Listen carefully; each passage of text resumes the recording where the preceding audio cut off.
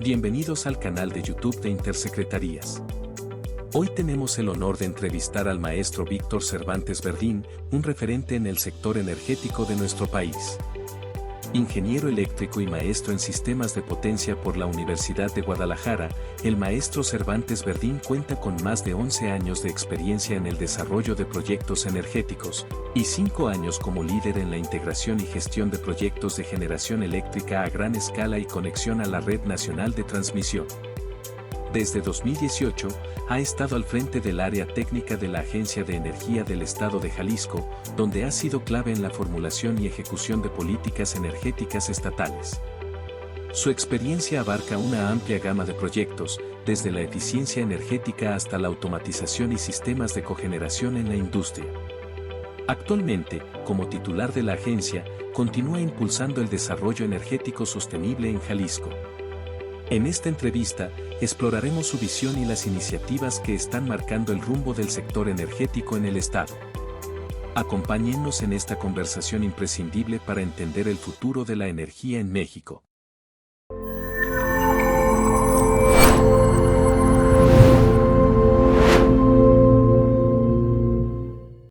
Buenas tardes, bienvenidos a una entrevista más de Intersecretarías. El día de hoy nos encontramos con el maestro Víctor Cervantes Verdín de la Agencia de Energía del Estado de Jalisco.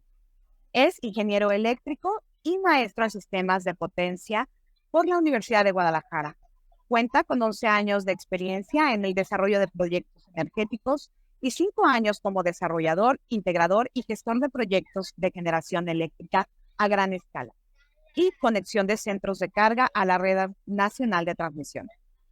Cuenta con experiencia en la evaluación y desarrollo de proyectos de eficiencia energética, iluminación, automatización, instalaciones eléctricas, calderas y sistemas de cogeneración en industria. Del 2018 a la fecha ha encabezado el área técnica de la Agencia de Energía del Estado de Jalisco, donde ha elaborado y ejecutado gran parte de las políticas energéticas estatales. Actualmente funge como titular de dicho organismo. Bienvenido, maestro. Muchas gracias, Mariel. Bueno, ¿qué es lo que te motivó a estudiar ingeniería eléctrica y cómo decidió especializarse en sistemas de potencia?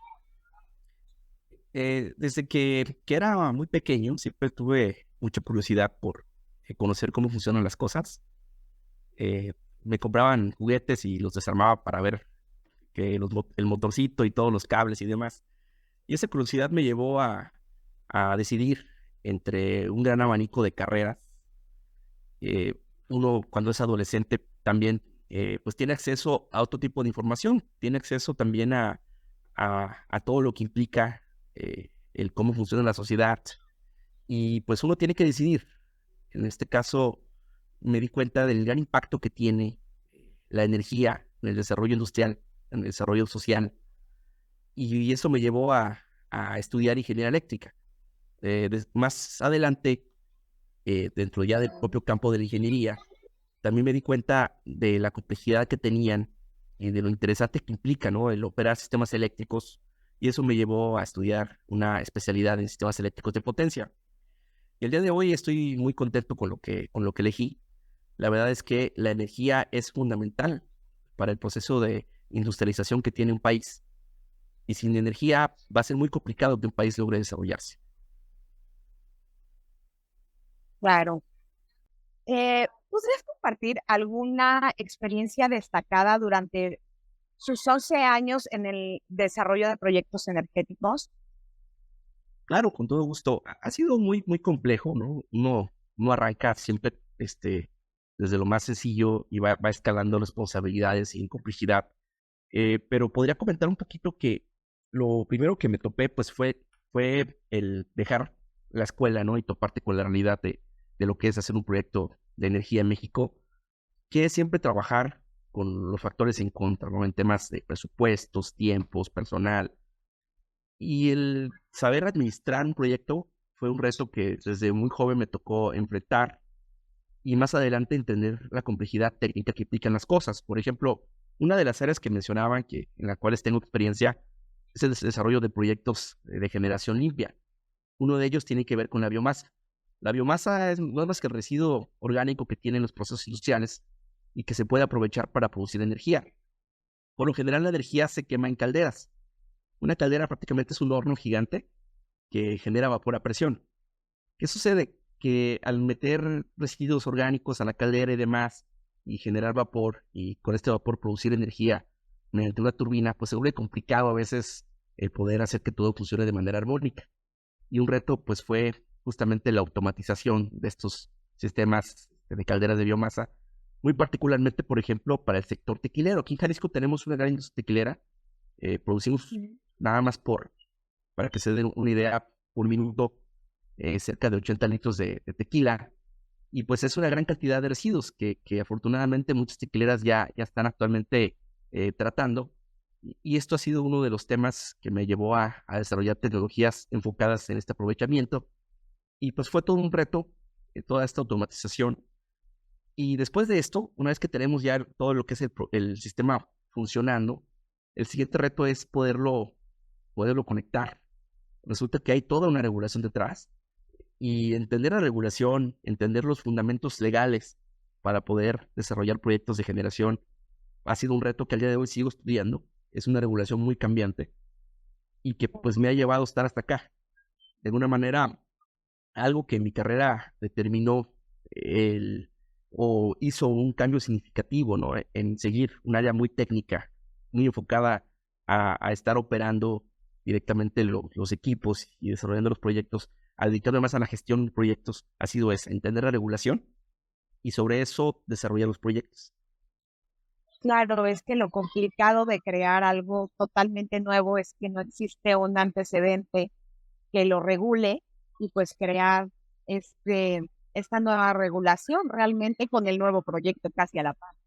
Completamente. La regulación por lo general siempre va a ir por detrás de la tecnología y resulta muy difícil en ocasiones ser muy creativo en este tipo de proyectos.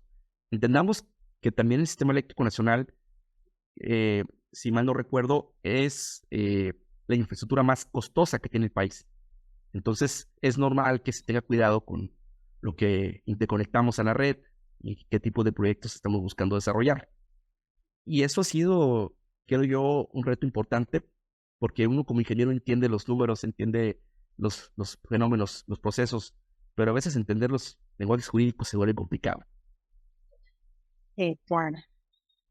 ¿Cuál ha sido el mayor desafío que ha enfrentado maestro en el desarrollo e integración de proyectos de generación eléctrica a gran escala? Pues han sido varios.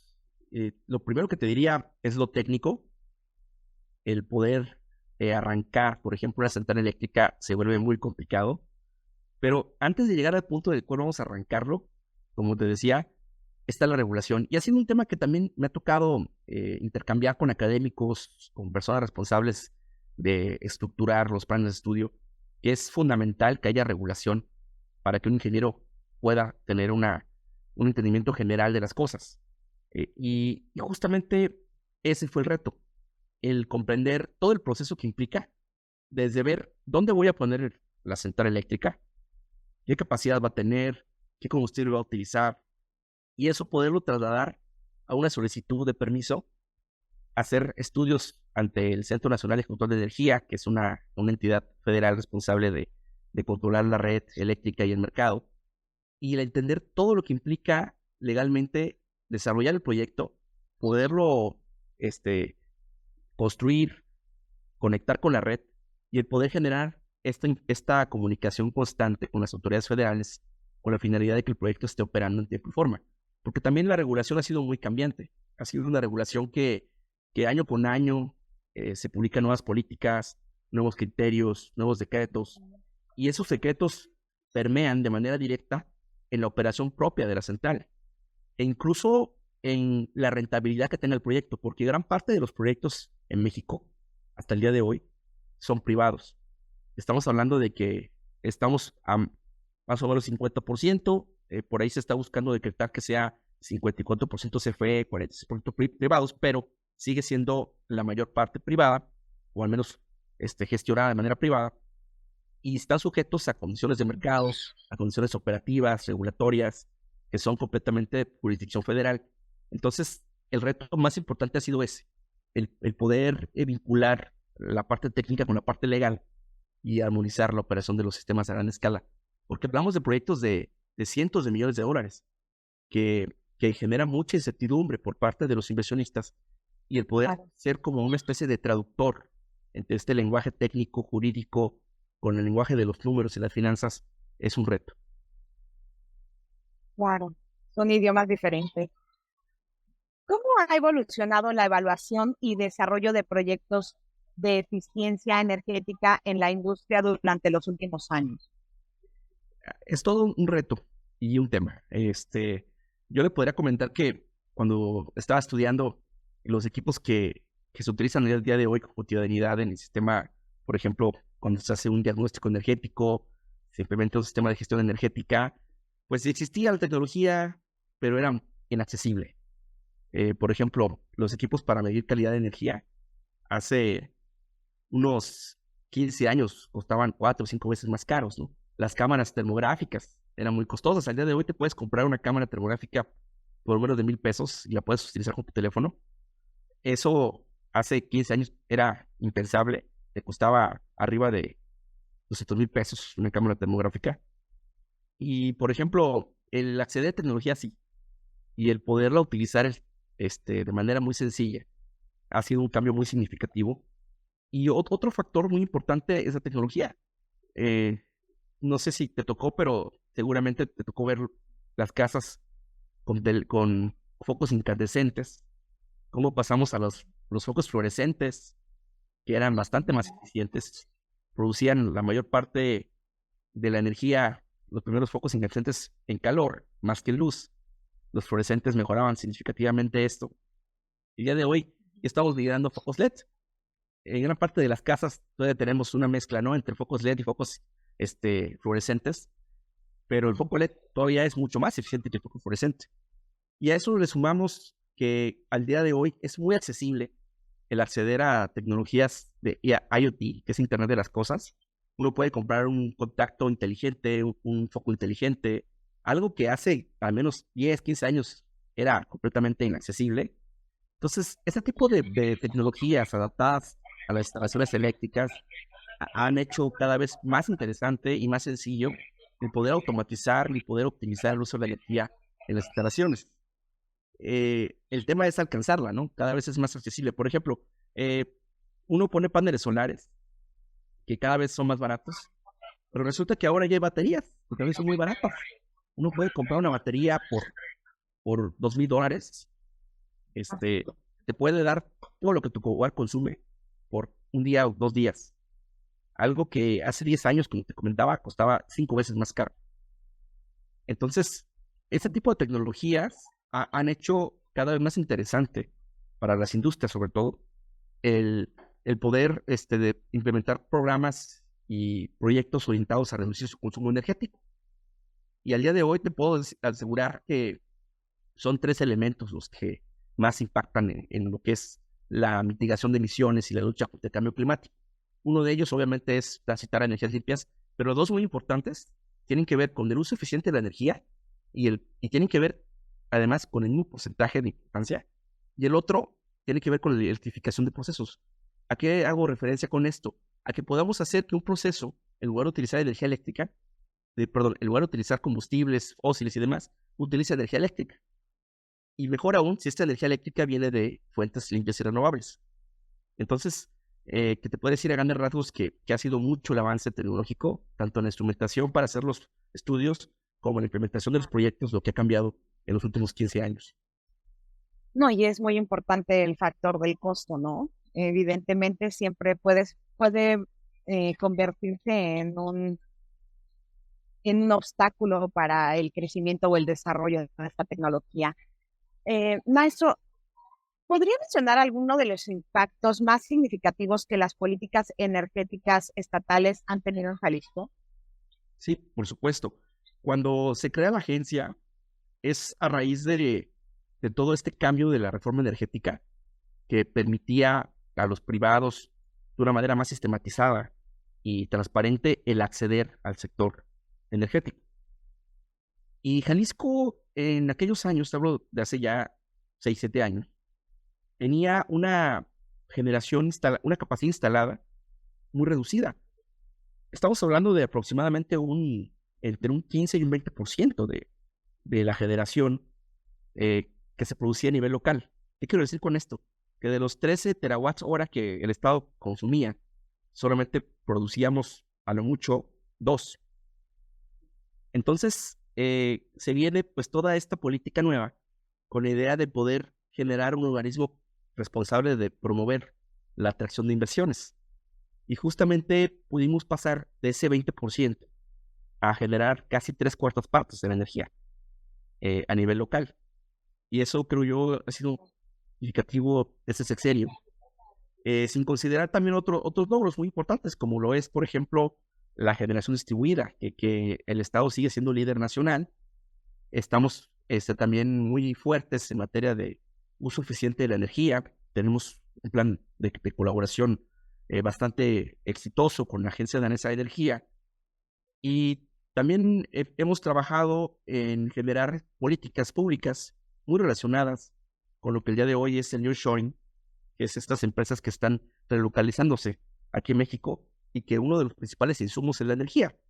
Como todos sabemos, pues ha sido un reto el poder generar infraestructura eléctrica, pero gracias a estrategias financieras que hemos generado con la IP, logramos desarrollar un fondo energético que tiene por objeto fondear estos proyectos y poder permitir a las industrias instalarse en Jalisco. Y ha sido una política, además, creo yo, bastante exitosa. Esto es nada más un poquito de lo que hemos trabajado, pero también nos hemos enfocado en acercarle a las pequeñas y medianas empresas financiamiento. Hemos financiado proyectos de generación limpia, hemos financiado proyectos de ahorro de energía, y ha sido pues siempre un programa que ha permanecido y ha sido exitoso. Bueno, esas son parte de las políticas energéticas que se han desarrollado y ejecutado en los últimos años en Jalisco. ¿Nos podría mencionar un poquito más acerca de estas políticas?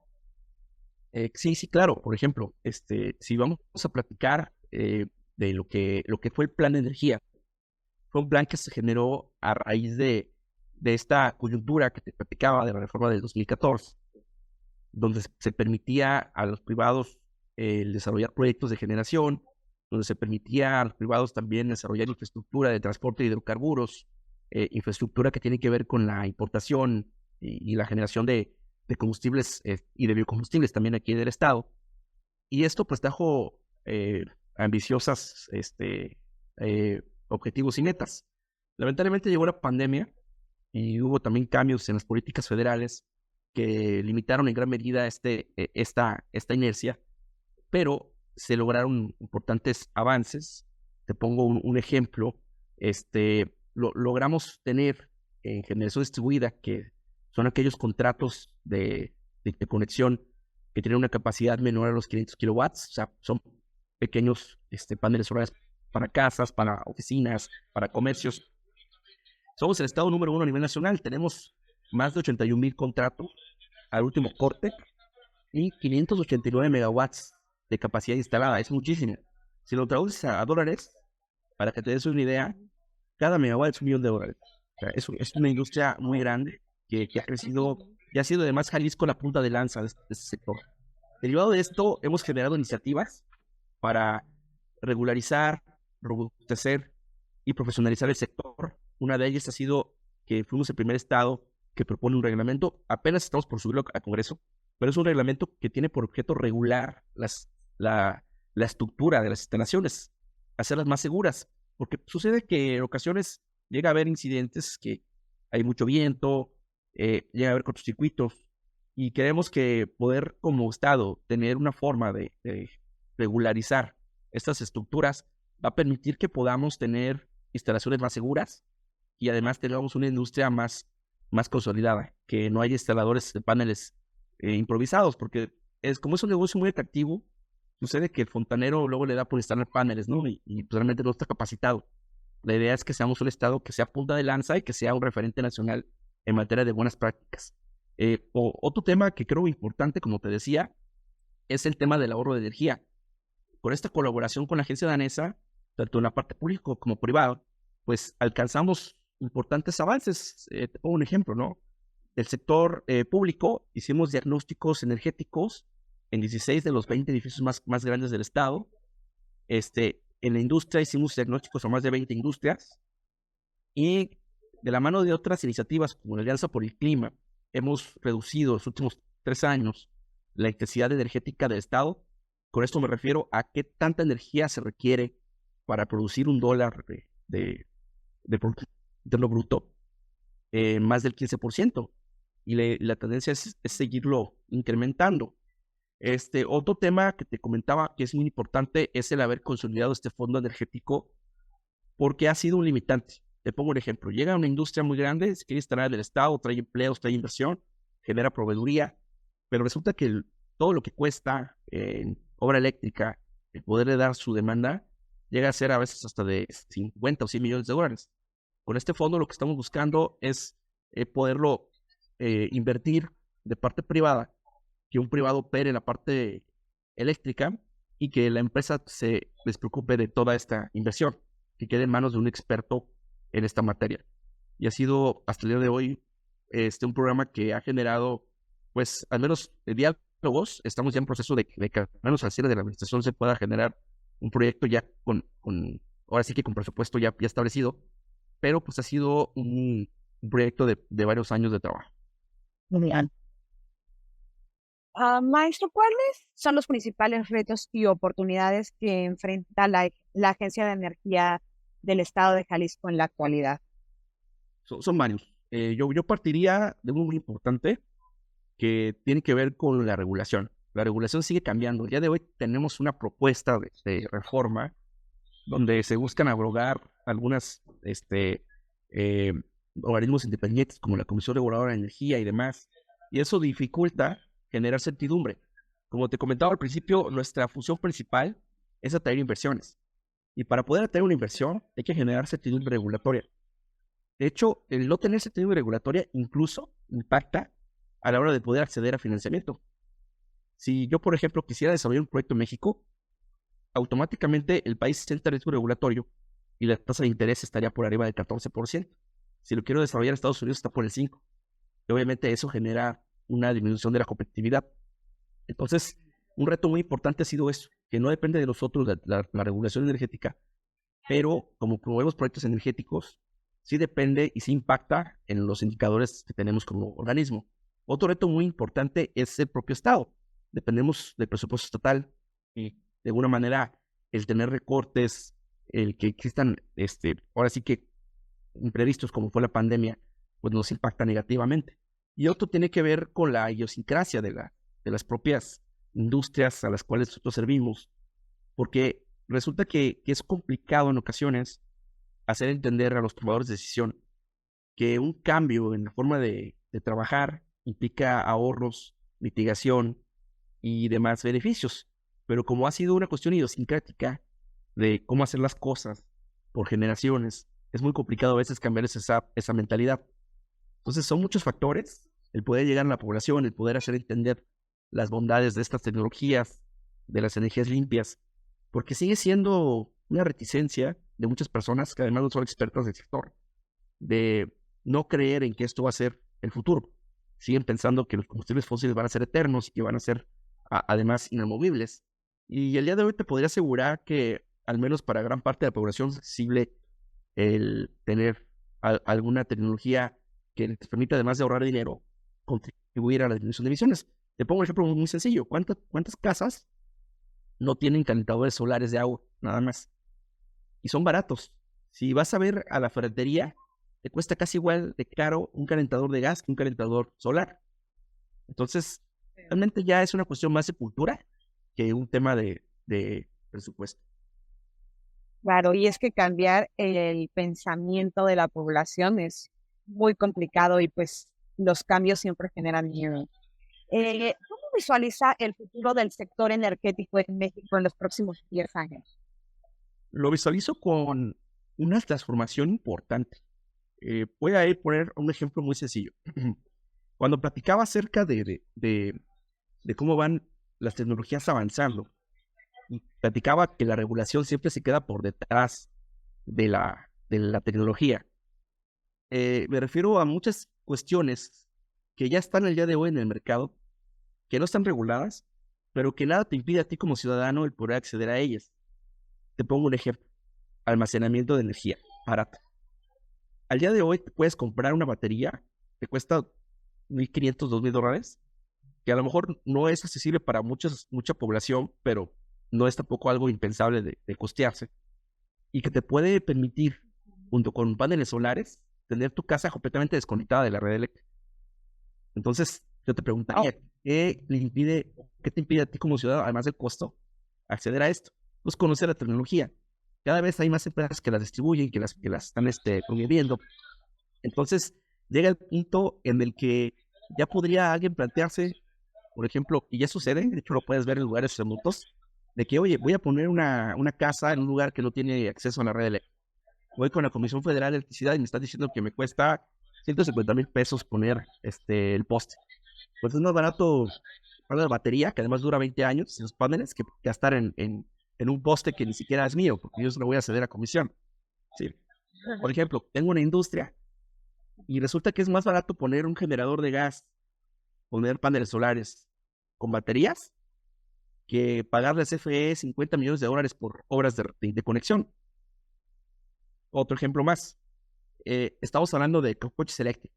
Yo cargo mi coche eléctrico en la noche, que es más barata la energía, y a lo mejor en el día, que tengo energía solar, la almaceno del propio coche y después la utilizo para mi casa. Entonces, son cuestiones que van avanzando, y que por más que el gobierno tenga una regulación, pues se queda atado de manos a la hora de poder frenarla, ¿no? Va a avanzar. Entonces, para mi punto de vista, la tendencia energética en los próximos 10 años son las microredes, redes aisladas, independientes del sistema eléctrico nacional, que van a permitir a las industrias y a ciertos desarrollos inmobiliarios de carácter doméstico independizarse de la misma. Wow. Sí, está súper interesante que eso lo logremos en 10 años. ¿Qué consejo le daría a los jóvenes ingenieros que buscan desarrollar una carrera en el sector energético y en la gestión de proyectos a gran escala? El principal consejo que les daría, y eso va para casi cualquier desarrollo de un profesional, es que de verdad estudien las bases de sus carreras. Que no se dejen llevar actualmente por la tecnología, por la inteligencia artificial, por la inmediatez de la información. Porque también he sido docente y me ha tocado ver a los alumnos que leen un concepto y piensan que lo entienden, pero cuando los pones a desarrollarlo en el pizarrón, pues realmente no lo comprenden. Que de verdad se metan a estudiar las bases, aunque sean teoremas de hace 100 años. Créanme que entender eso es fundamental para poder tener cierto dominio de algún área. Si somos electricistas, entender los fundamentos del electromagnetismo, de las matemáticas, es fundamental para poder ser un ingeniero competente. Independientemente de qué tecnología exista, las bases van a ser las mismas hasta ahora, y creo que va a seguir haciendo lo mismo en los próximos 100 años. Entonces, los exhorto a que estudien, a que de verdad no dependan tanto de la tecnología, ya que tengan sus bases muy claras y sus desarrollos, ahora sí que profesionales, tus competencias más bien muy claras. Ahora sí, hagan uso de la tecnología, de la inteligencia artificial y demás elementos. Claro, sí, es que ahora esta invasión de información, que el nuevo reto es poderla filtrar y que realmente nos quedemos con la información que sea relevante, que sea importante, que aporte al desarrollo. Por supuesto, y además es una cuestión, más allá de entender qué es real o qué no, como les comentaba, conocer las bases, los fundamentos de algo, es también tener esa claridad, ¿no? Porque, a ver, y soy parte de eso. Hace 10 años, tú podías tener el teléfono apartado de ti y cerrar actividades, ponerte a leer un libro, ponerte a estudiar algo, y ahora es una cuestión que te genera un montón de distracciones, que te desconcentra de lo que estás haciendo. Y esto para un ingeniero que tiene que tener muy claro lo que está haciendo, que tiene que además hacerlo de manera muy precisa, pues eso es un impedimento muy importante. Claro. Maestro, ¿hay algo que desea compartir con la audiencia de Intersecretarías? Sí, por supuesto, platicando un poquito más y ahondando acerca de lo que platicábamos, me gustaría presentarles un par de cosas relacionadas con lo que hemos hecho. Yo les comentaré un poquito de lo que hemos realizado en materia de diagnósticos y demás, pero me gustaría antes de eso presentarles un gráfico que es muy interesante. Dos gráficos. Yo creo que aquí va a quedar muy claro la importancia que tiene el sector energético en la industria, nada más que no puedo presentar la pantalla. No sé si me pueden por ahí pasar esos privilegios para poder compartir pantalla. Esta presentación la hice en Talentland hace unos meses y es cómo la energía ha definido el desarrollo de la civilización. Nosotros, cuando éramos apenas no existía sociedad como tal, ¿no? Estábamos pasando de ser nómadas a ser sedentarios, pues dependíamos enteramente de la fuerza muscular. Y aquí ponía que un músculo tiene aproximadamente la capacidad de tener 100 watts de potencia, que eso es muy limitado.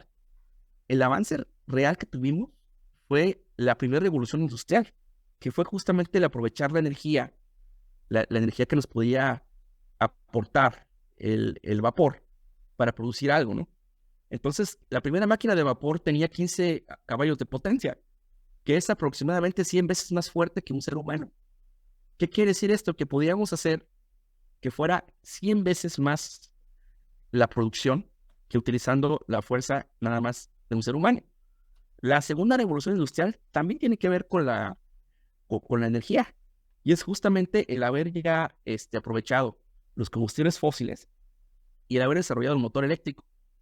Como ejemplo, pongo aquí un coche que tiene una potencia de 110 caballos, que son 100 veces más fuerte que un ser humano.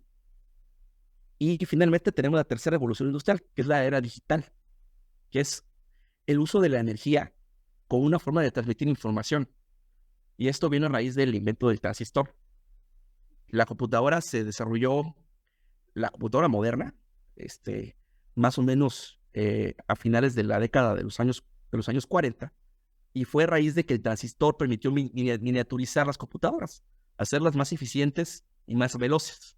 Y eso trajo consigo la automatización y todos los avances tecnológicos que han existido hasta el día de hoy, hasta llegar a la IA. Y otra cosa que quería comentarte, que también abona mucho a lo que platicamos ahorita de manera muy, muy verbal, tiene que ver con las tecnologías. En esta gráfica se aprecian las tecnologías que más impacto tendrían en los próximos 10 años y se dividen en dos. Las tecnologías que están puestas en color azul tienen que ver con los recursos de generación distribuida, que son generación a pequeña escala, más a escala doméstica, comercial y a lo mejor a nivel de un fraccionamiento.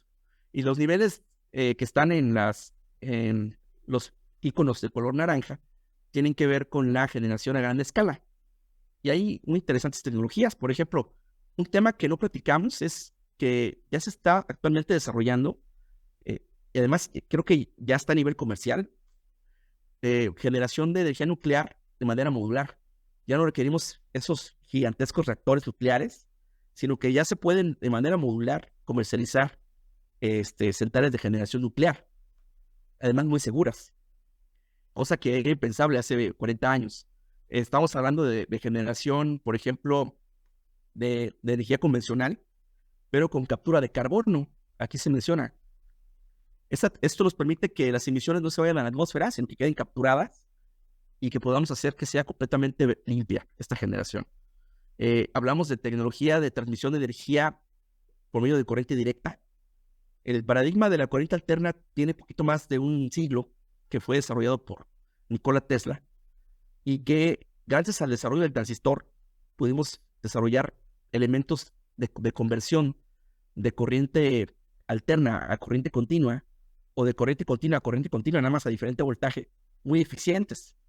Y eso nos ha permitido hacer lo que se conoce como FATs, que son los sistemas de transmisión de corriente alterna flexibles, para poder deconectar de manera más eficiente centrales eléctricas a gran escala, y además el poder desarrollar redes de corriente directa, cosa que en su tiempo no era fácil porque no había tecnología para poder convertir la energía en corriente directa de manera eficiente. Entonces, estos paradigmas obviamente no son de un día para otro, son obras de infraestructura de muchos millones de dólares, pero que poco a poco van a ir transformándose hasta llegar a recursos distribuidos, como te comentaba, que tienen que ver con que los desarrollos, por ejemplo, habitacionales, comerciales, se vuelvan independientes de la red eléctrica. Y aquí viene una lista de tecnologías. Aquí habla del blockchain, por ejemplo. El blockchain nos permite generar este tipo de transacciones en mercados a pequeña escala de manera segura, que no sean alterables, que se permita darle trazabilidad y demás. Otra tecnología que te decía es que cada vez es más barato el almacenar energía. Y este almacenamiento muy barato, que además con el crecimiento de los autos eléctricos va a ser cada vez más accesible, porque a lo mejor no lo hemos estudiado con el debido interés que amerita, pero un coche eléctrico tiene una batería de alta densidad.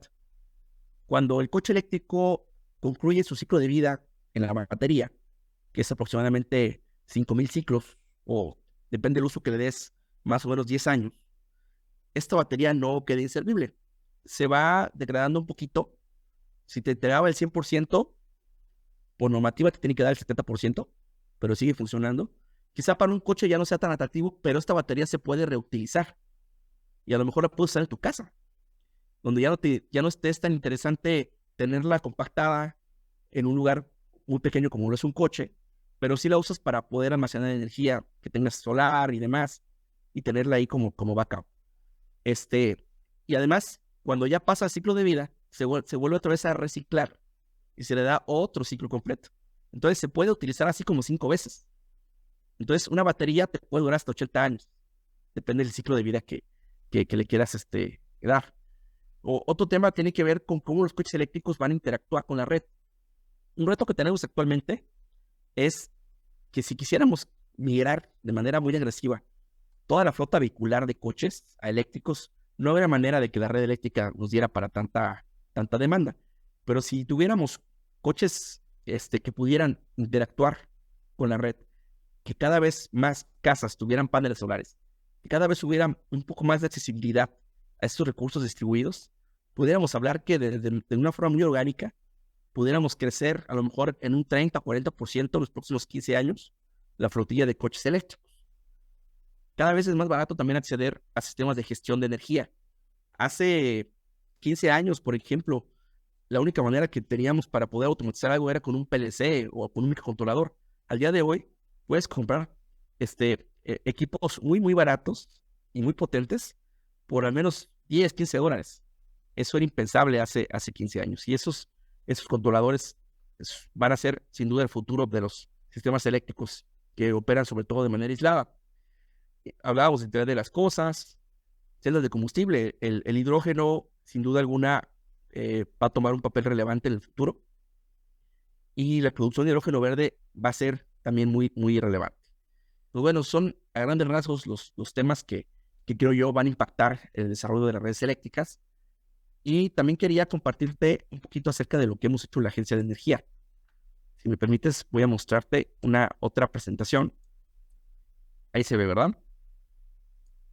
Acerca de lo que hemos realizado. Como te comentaba, la agencia tiene por objeto el coadyuvar en el desarrollo de proyectos energéticos.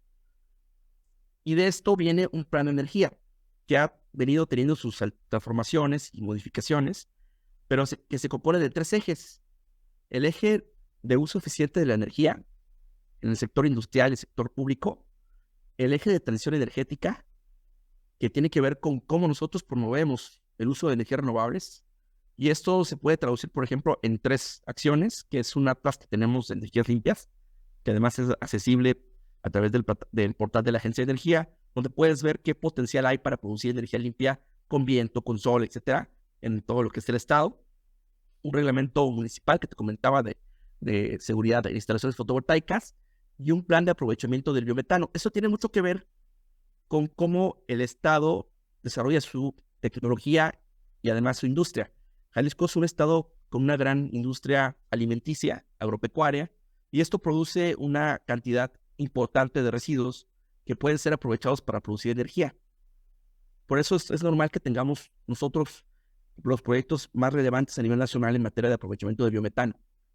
Otro elemento muy importante es la seguridad energética. ¿Cómo le voy yo a brindar a la industria la seguridad de que va a tener la energía que demanda? Y eso tiene dos acciones que yo consideraría importantes, que una de ellas es el fideicomiso que te decía, el fondo energético, y la otra es el generar programas de colaboración con el sector privado para producir infraestructura de carga de coches eléctricos. Y bueno, ya como de manera muy general, un poquito de lo que hemos avanzado, hemos trabajado con parques industriales, hemos difundido esta información, se ha trabajado también con la Agencia de Cooperación Alemana en el impulso a la movilidad eléctrica. Tenemos muy claro que se requiere más infraestructura de carga para que la gente tenga más confianza a la hora de comprar un coche eléctrico. Todavía existe mucha incertidumbre porque uno lo compra y dice, bueno, es que no me puede llevar a, por ejemplo, los que están en México, se preguntan mucho, oye, yo no puedo llegar a Japón con el carro, necesito tener cargadores a lo largo de todo el camino. Y este tipo de preguntas son muy normales. Entonces, en la medida que vaya creciendo toda esta infraestructura, vamos a generar esta confianza en el consumidor de poder comprar un coche eléctrico. Y además son muy baratos. Al día de hoy ya hay marcas chinas, por ejemplo, que te venden coches eléctricos por debajo de los 250,000 pesos. Y es algo que va a ir poco a poco cambiando y se va a hacer más atractivo para la gente comprar coches eléctricos. Hemos avanzado mucho con la colaboración con municipios. Se ha trabajado en hacer convenios de colaboración con ellos en temas de ahorro de energía, en eficientar sus plantas de tratamiento de aguas residuales, en desarrollar energía limpia, etc. Hemos trabajado también con los daneses, como te comentaba, tenemos una colaboración muy estrecha con ellos. Ellos han venido aquí al menos 7 veces. Hemos hecho diagnósticos energéticos, hemos generado políticas públicas enfocadas en ahorro de energía, y eso se traduce en un plan que ya está desarrollado y que está además en las redes sociales de la Agencia de Energía. Hemos también trabajado en un congreso que hacemos cada año, están todos invitados, Congreso de Energía de Jalisco. Esa sería la 4ª vez que lo hacemos en Expo Guadalajara, 2, 3 y 4 de octubre. Y la idea es justamente hacer llegar a la gente los avances más importantes en el sector de inversiones, generar networking y demás. Parte de lo mismo, hemos hecho diagnósticos a industrias, hemos ido a, por ejemplo, tequileras, que son las más importantes que tenemos en el estado. Hemos desarrollado planes muy específicos para ellos, para ahorro de energía en procesos térmicos, solares, etcétera. Y pues bueno, aquí vienen fotos de lo que es el Atlas que te decía, de energías limpias, que está publicado en la página web de la agencia, y un poquito de lo que hemos trabajado en materia de paneles solares. Hemos capacitado empresas, hemos generado certificaciones, con la finalidad de que cada vez haya una oferta más profesional en el estado, en este sector. Y esto sería a grandes rasgos lo que te podría comentar. No sé si tengas alguna duda o quisieras que ahondáramos en un tema en particular. No, maestro, yo creo que fue muy nutritiva esta conversación y lo esperamos en el foro con su tema. Muchas gracias. Muchísimas gracias.